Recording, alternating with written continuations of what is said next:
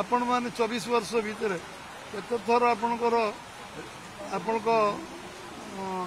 माने लोकंकर अभियोग शुणाणी होती से विषय में आपण मैंने तदारक करूँ क्या गोटे विगत सरकार विरुद्ध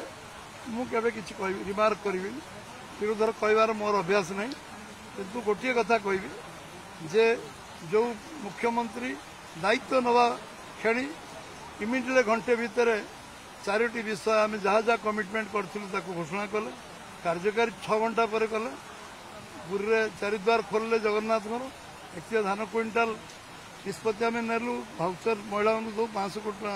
रिवॉल्विंग फंड कलु जगन्नाथ खर्च तापर आज जो